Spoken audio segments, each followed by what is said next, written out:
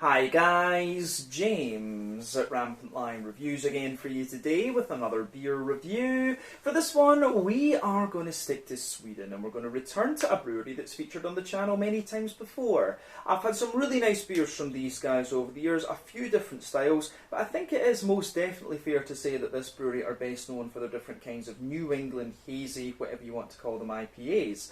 Now the beer we're going to have a look at today is one of their latest releases through Systembolaget here in Sweden. It's a style that we've had from them many times before and one that we know they can do very well, but if memory serves me correctly, I don't think we've had too many examples of this particular sub-style from them, so this should make for quite an interesting review. So needless to say, I'm very curious to see what this beer is going to have in store for us. Hopefully it's another good one. Hopefully it makes for an interesting review, and as always I hope that you guys watching enjoy my take on this one as well. So yeah, for this review then, we are going to head up to Örebro once again, which is out to the west of Stockholm, and that means that we're going to have a look at another beer from Apex Brewing Company. So this particular beer is called Mephisto. It comes in at 10% ABV, and this is a New England Hazy Imperial Triple, whatever you want to call it, IPA.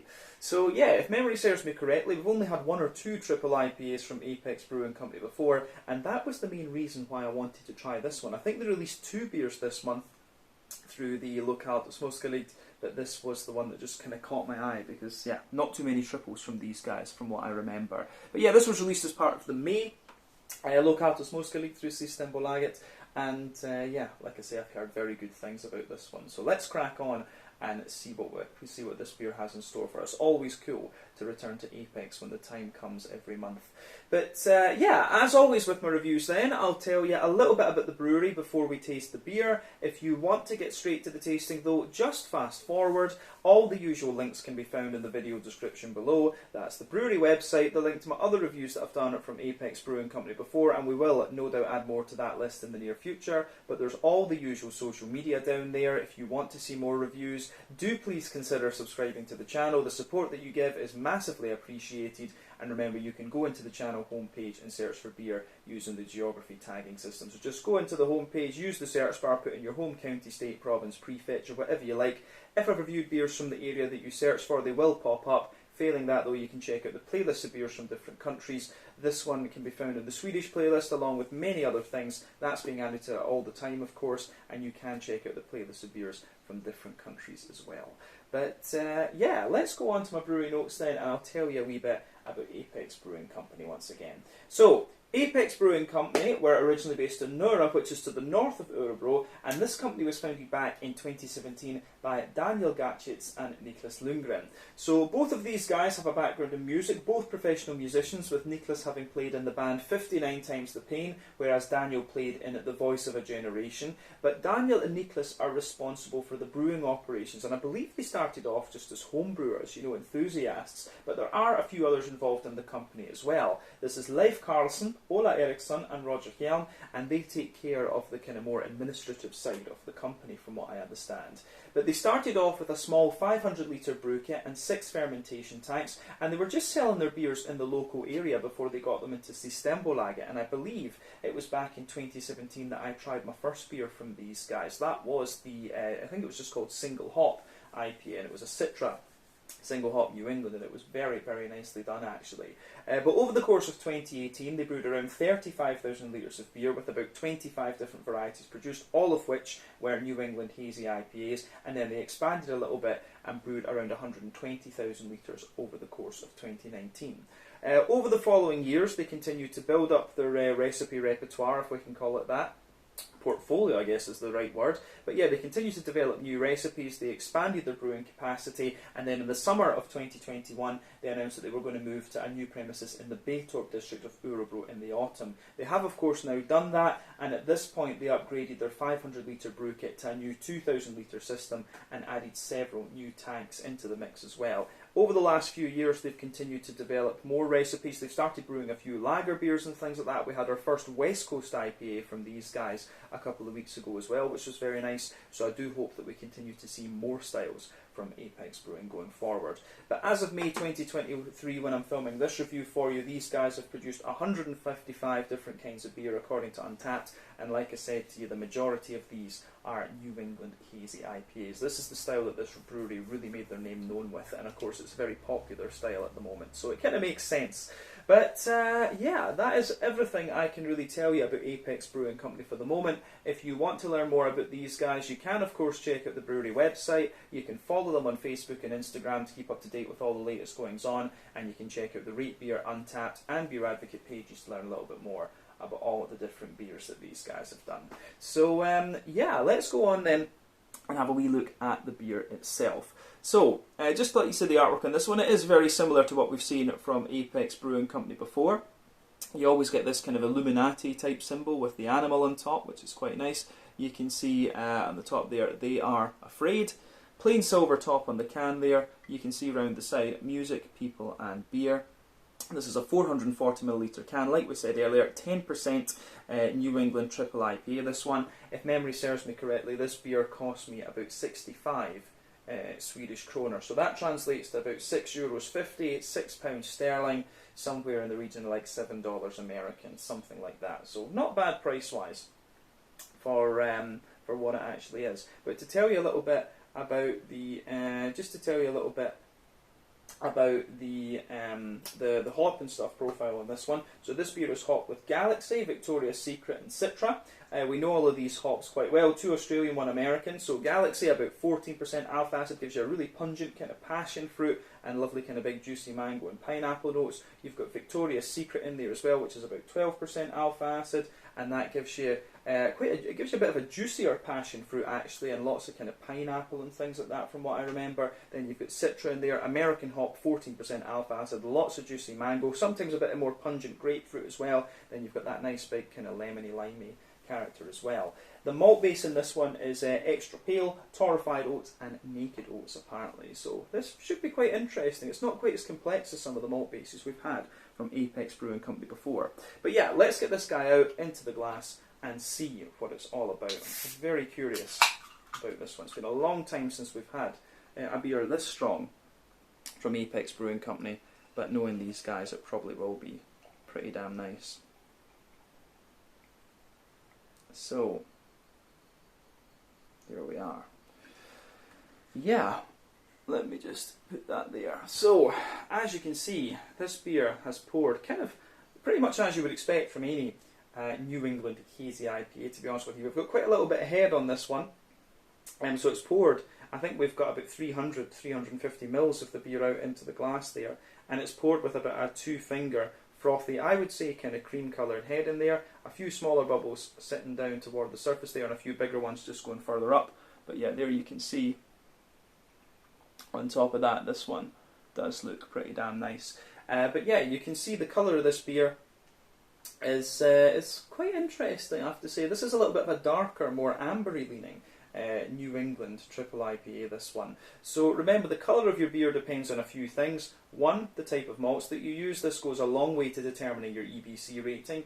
2, length of your wort boil is also going to play a role, because the longer you boil the wort, the more the sugars caramelise, and thus you get a darker colour of beer. But any barrel aging you do or adjuncts you put into the beer will of course affect the colour as well. But when it comes to IPAs, you don't often have to care about that, to be honest with you. It's not often you'll put adjuncts or barrel age IPAs. These are beers that are meant to be drunk fresh. The level of haziness on this one is quite interesting. It's one of the soupier and gloopier New Englands that I've come across in recent times. And remember, in these beers, the haze level, if you like, depends on the oat content, wheat content, and to a degree what yeast you're using. It can vary from brewery to brewery and recipe to recipe. But yeah, this looks pretty nice. 1 or 2 big bubbles sticking toward the side of the glass there, a few little ones going up toward the surface of the beer there, but it does look very nice. You can see this beer is pretty opaque when I put my fingers behind it, but yeah, I have to admit, in terms of the colour of this one, I'm quite surprised by it, because the 3 types of malts that we're listed in, I think there must be a few others in there to give you this colour, to be honest with you, because you know, oats, the different kinds of oats are just going to give you a sort of yellow thing, and extra pale will do the same, but it could just be the sheer concentration of sugars and things like that that gives this one such a dark colour. But overall, it does look pretty nice, this one. And like I say, not out of the question. Not out of the question in terms of what you would expect from this style. But I like it. I really do like how this one goes together. It looks very nice, and I got a good whiff of it as well before we opened up the the can there. So let's have a wee look at the aroma of this one now and see what it's all about. I think we've said everything we need to about the appearance.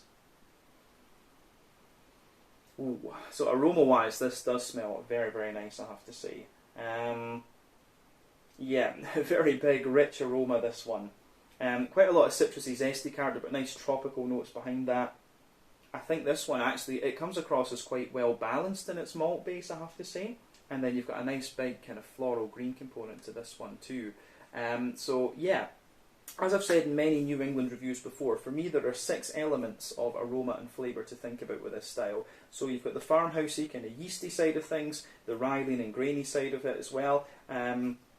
Those are a little bit more prominent, I guess you could say, in American brewed New England IPAs. Some of the classics like Alchemist and Lawson's Finest Liquids and stuff. But then you've got the wheaty bitiness, the oaty creaminess, the barley malt bread, and also the sweeter side of things. And those 4 components are, of course, where that's the kind of basis of the European interpretation of this style, definitely, and many of the more modern ones, I guess you could say, in America as well.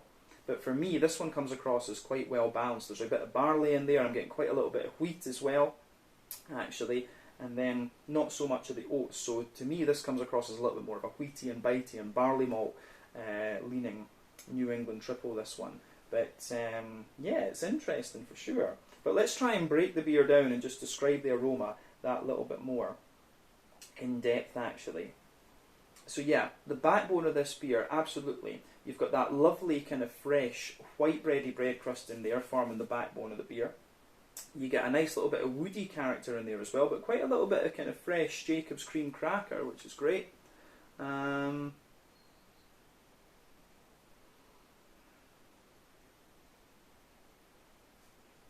Yeah, I mean, you've got a nice, as I say, you've got a little bit of kind of fresh white bread crust in there. You've got a wee touch of Jacob's cream cracker. Then, nice little bit of woodiness in there. There's a little touch of a kind of wholemeal brown bready character coming out of this beer too. And then above that you get lots of kind of fluffy white bread coming out of this, which is really nice to see.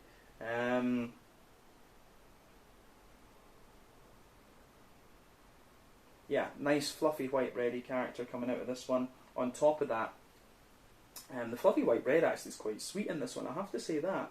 But then above that, you can smell the wheat, and the wheat is kind of densifying the whole bready character of this beer. You get a little bit of bitiness at the back of the nose as well, but yeah, you've got that more dense but slightly smooth wheaty character coming out of the beer. Lovely kind of oaty creaminess sitting on top of this one. And then yeah, you've got that, as I say, you've got that, yeah, you get that nice kind of, the oats are coming out of this one, but I really think this beer is a lot more barley malt leaning and a lot more kind of wheaty, I would say. But yeah, definitely a nice little bit of a creamy, oaty kind of character in the middle of the nose with this one. Then you've also got a little bit of a more kind of dry oaty character as well. As I've said in many New England reviews before as well, you have a really, with this one, you have a really nice mix of things going on. But when it comes to New England IPAs, in terms of the oats, you can always use oats as a kind of relative indicator of how fresh your beer is. The creamier the oats are, the creamier the oats are, the fresher your New England IPA is, but the drier they are, the older the beer is. So that's definitely worth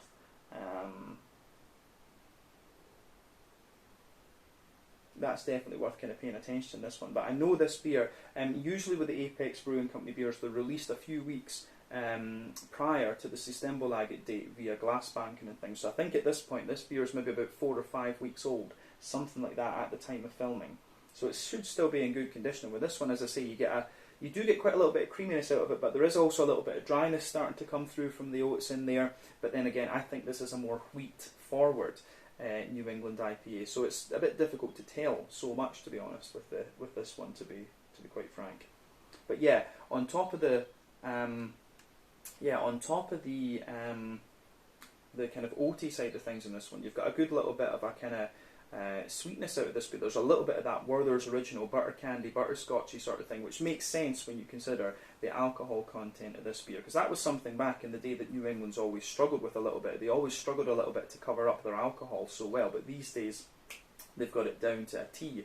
But yeah, the malty base in this one is quite nice. Like I said, a more kind of wheat forward and kind of quite heavy barley malt leaning New England Triple IO8PA, this one. One thing we have to remember with this style too is that in terms of the brewing technicalities, what I believe happens with triple IPAs, remember you have pale ales, IPAs, double IPAs and barley wines. These are a family of beers that are all related to each other through the malt to hop ratio. When it comes to triple IPAs and quadruple IPAs, what I believe they do is they take the double IPA hop to malt ratio and just put more malt in, and so they put a little bit more hop in it as well. They don't actually change the ratio, they use the same ratio but just make the beer more kind of alcoholic, if you like, because otherwise you'd have a barley wine. I'm not sure exactly how the ratio works, but that is how Harry of Blue Nose Beer Reviews explained it to me.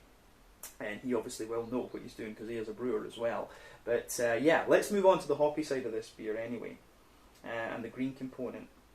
So green component on this one is very bright and very floral, I would say. There's a little tiny touch of earthiness in there, but you've got quite a bright, zesty floral character and a lot of kind of zesty grassiness at the front of the nose as well.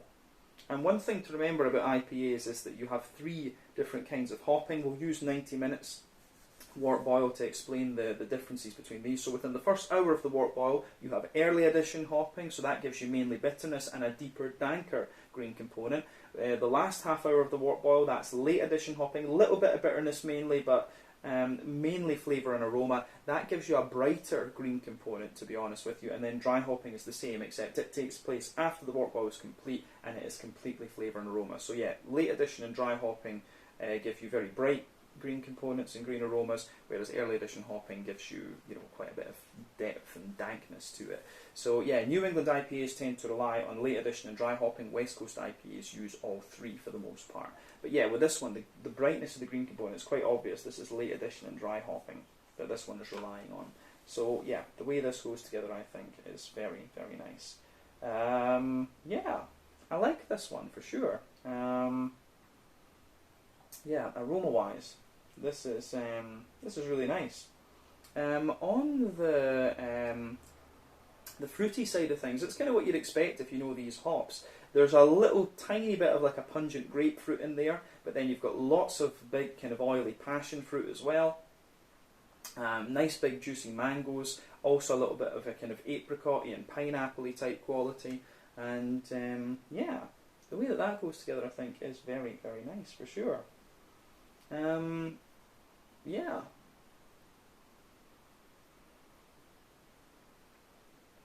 For me, the fruity side of things, in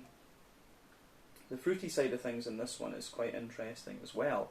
So yeah, as I say, you've got lots of grapefruit in there, nice big oily passion fruit, juicy mangoes. These, all 3 of the hops in this one are going to contribute to this: the Victoria's Secret, the Galaxy, and the Citra. But as you move into the kind of front of the nose, you're getting a little bit more of a kind of pungent, lemony, limey character, and that's going to be Citra that's giving you that, to be honest with you. But yeah, if you know these hops, this beer kind of really isn't doing anything surprising in terms of the aromas that it's giving you on the fruity side of things. So yeah, as I always say, take a little bit of time and just enjoy the aroma of this one before you get stuck into it. But I think this is going to be pretty nice, actually. So yeah, this one is the Mephisto, a New England Triple IPA coming in at 10% ABV. And yeah, I think it's one of our first New England Triple IPAs from these guys, but it certainly smells very, very nice. Let's get stuck in. Slàinte, skål, cheers.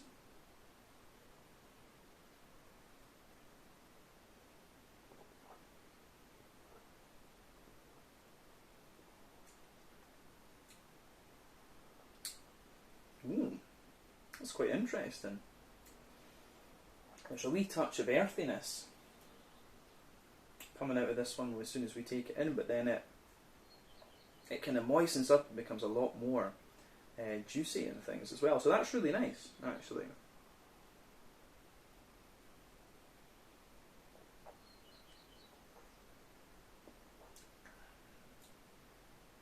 Yeah, as the colour suggested in this one certainly has a little bit more of a kind of brown sugary type sweetness to it, which is interesting. But yeah, in the aftertaste you get a little bit more kind of graininess and a little bit of earthiness out of this one too, which is kind of interesting. I'm wondering if that's a wee bit of an off flavour with the yeast, actually. But maybe the beer could have been sitting too long in the warm or something like that.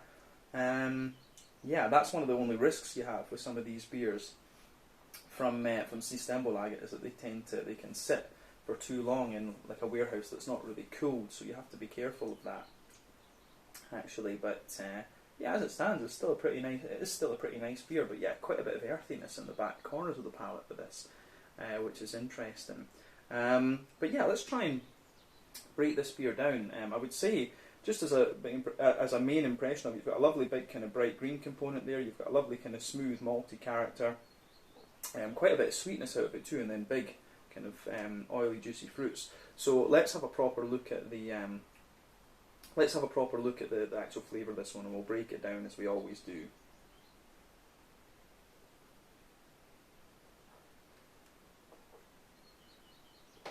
So, middle third of your palate then with this beer. You can feel the backbone of this beer. You've got a good little bit of a kind of...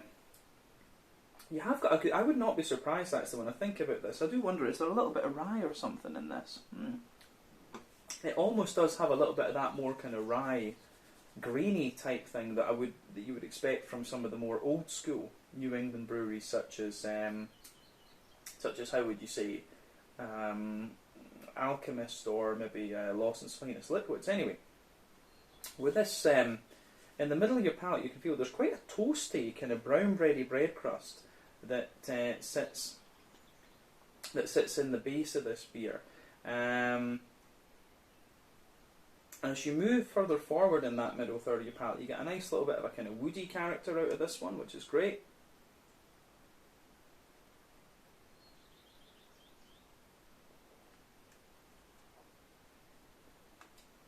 So yeah, you've got that grainy kind of bread crust and there, a little touch of woody character further forward. Then above that, you have a bit more of a kind of Jacob's cream crackery sort of thing, which is really nice. Almost like Swedish knäckebröd actually. It's kind of like that. So yeah, quite a bit of a toasty, grainy and crackery base in this beer. But then above that, you definitely get a kind of wholemeal, brown bready character, and above that you get a more dense, white bready sort of note out of this one. And the white bread actually has a little bit of sweetness to it as well.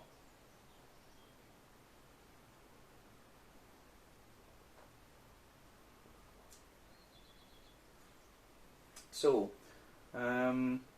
yeah, the way this beer goes together in that regard is really quite nice. So yeah, it really is a more grainy, kind of brown bready, almost rye leaning New England triple distilled, which is quite nice, and that maybe explains a bit of the earthiness I was getting too. But then, yeah, as I say, we've gone through the white bready layer, and above the white bread, you can feel that there's a really nice. Smooth wheaty character coming out of this one. The wheat does have a little bit of bitiness, but further back on the palate too. So yeah, you can feel that more dense wheaty character coming out of this one. Then you have a more, more of the oatiness coming out of the beer, which is great.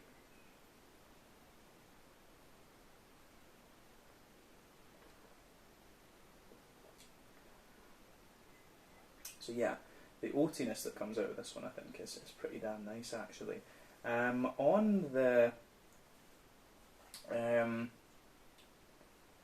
On that side of things,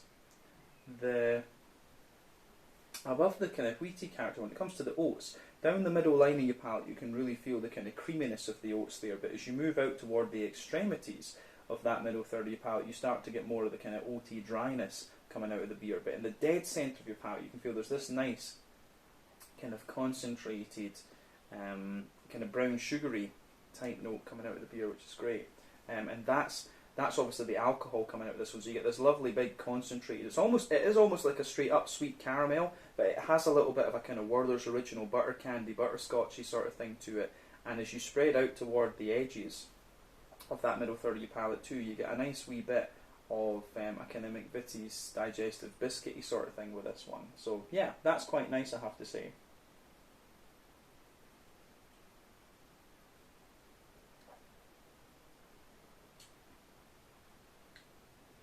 So yeah, the way that it goes together in this one is really quite nice.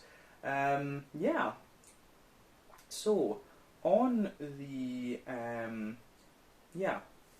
I think that covers the middle third of the palate in this beer. So on the border region between, on the border region between middle and back third of the palate, you get a nice little bit of bready build up in there again. So yeah, nice little bit of kind of brown bready, kind of grainy build up in there, which I do really like. The base of that back third of your palate, you've got a little bit more of, when you go into the back third of the palate, of course, the layers are usually quite similar to the middle third of your palate, but just come out in different intensities or densities, whatever you want to say. But as a general statement, more dry and bitter flavours come out further back on the palate, the sweeter flavours come out further forward. So yeah, you can feel the kind of grainy bread crust in there forming the backbone of the beer, and that is really, that's really grainy and dry and toasty on that back third of the palate. Above that, you have more of a, above that, you can get the crackery notes in there again, which are really dry. Then you've got that nice kind of rye bread, you've got that nice kind of brown bready, rye bready type character in there as well, which feels a little bit lighter and more airy. And then above that, you've got a more, you do have a little bit more of the white bready character, which again feels very light and airy. And then above everything else, you've got that more bitey, wheaty character coming out of the beer as well. And the wheat does have a little bit, quite a bit of bitiness on that back third of your palate there, which I do really like.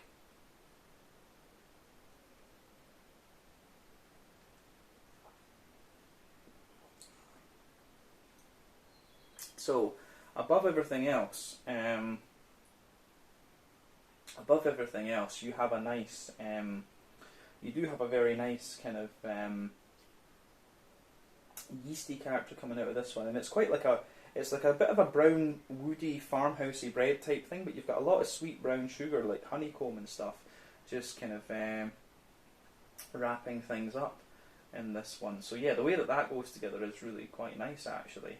Yeah, I like how this beer goes together in that sense, but definitely on the back third of the palate you can feel the flavour is a lot taller. Then as you come further forward into the middle third of your palate, it just kind of squashes together and condenses down that little bit more. So yeah, that gets a big thumbs up from me.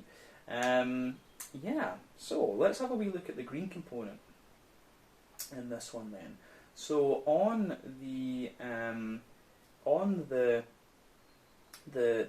green component then, in the back corners of your palate, like I said earlier, there's quite a little bit of earthiness to this one, which is kind of unusual because none of these hops are really, Citra, Victoria's Secret and Galaxy, none of them are really known for having such a big earthy component, to be honest with you.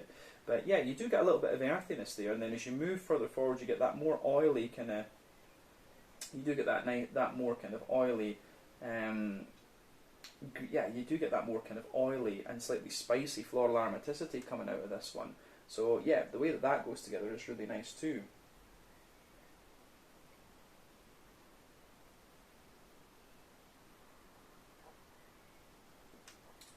But yeah, I like that. I do like how that pieces together in this one. The green component is nice, but round the front curve of the palate, you've got a little bit more of an oily and slightly zesty, grassy character, which I really do enjoy. So yeah, interesting stuff. So the border region between front third and middle third of your palate, you get a nice little bit of bready build up in there. So yeah, mix the kind of brown wholemeal bready character and white bready character there. Then the base of that front third of your palate, you've got a really nice you've got a little bit of that kind of bread, that toasty bread crusty character again, the sort of Swedish knäckebröd, crackery sort of thing, and then the brown bread, and then above that you get that nice oily bubble where the juicy fruity esters just roll their way out of the beer. So let's have a little look at that.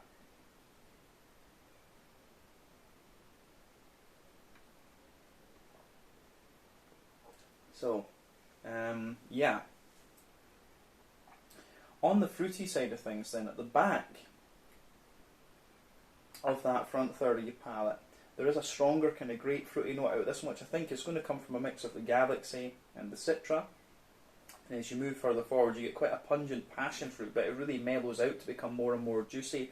And as you reach the middle of that front third of your palate, you've got a really kind of ripe and juicy mango character. Underneath, of course, there's a little bit of apricot, and there's a wee bit of an oily kind of pineapple on top. But as you move into the front half of that front third of your palate, you start to get the more kind of lemon limey type notes from the Citra that you would expect. I think Citra really comes out on the very front edge of the tongue. There you get that kind of, it's more limey actually, quite a juicy lime, but the pineapple, the oily pineapple from, that would be the Victoria's Secret that gives you that, to be honest. Really comes out in this one. So yeah, interesting mix of things. Like I say, stronger grapefruit, a kind of nicer passion fruit, big oily kind of mango-y notes in there, and then a bit of apricot, big juicy pineapple, then a kind of oily limey character. I think that's a good way to describe how everything in this beer sort of pieces together. I like that about this one, so it gets a thumbs up from me for sure. Yeah, quite an oily, as I say, this is, compared to the other New Englands that we've had from Apex in recent times, this is one of the more kind of sweeter, butterscotchy, caramelly type ones. It's also a little bit more wheat forward and has a bit of graininess to it, and then yeah, the fruitiness is a little bit more oily as well. So this is a really interesting one. This is quite different to what we've had from Apex over the last wee while actually, but this is what they do. They like to play around with this New England style and always show you different things, and there's a couple of breweries doing this in Sweden these days, like Duck Pond and Fermenterna are other ones who I would kind of pair alongside Apex. These guys like to do quite similar things, but yeah, I like it. Interesting beer. Let's round off this review then with a wee look at the mouthfeel. So for me, this is definitely a full-bodied beer, kind of at the midpoint, well, bottom end of full-bodied, kind of midpoint of full-bodied. Smooth carbonation. Like I say, it's a bit creamy, but it's also quite oily, this one as well.